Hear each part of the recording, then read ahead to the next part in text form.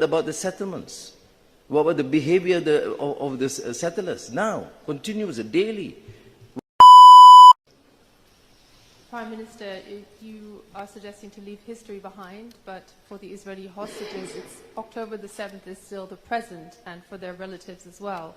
So based on the conversations you're having with the political leadership of Hamas, what is the nature of your talks? Now, hopeful are you that they will be released soon? Also, could you please tell us whether you see what happened on October 7th and the fact that these hostages are still being held as an act of terrorism?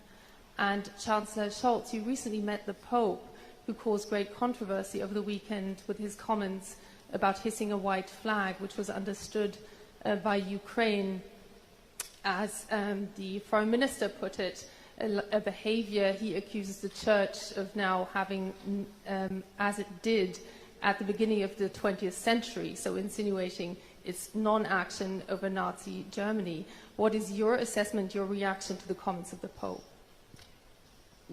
Thank you. I've said, I've stated my case that atrocities for decades cannot be erased. You cannot find a solution by getting so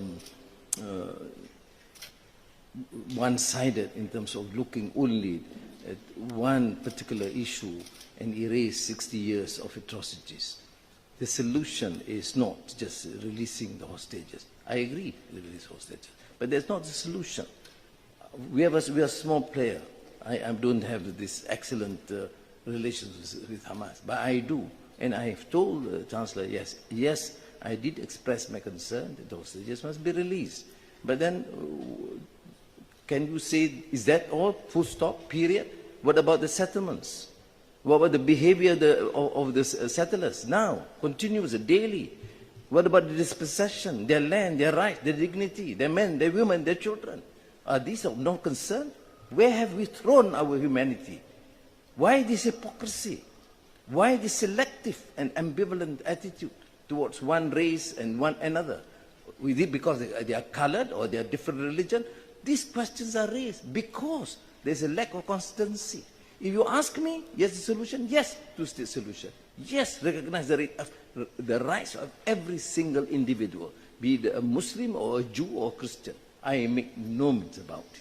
But I, of course, cannot accept the fact that when you discuss issues, we only confine to one particular incident and one victim, forgetting the thousands and thousands of victims from the Nakba of 1947, 1948.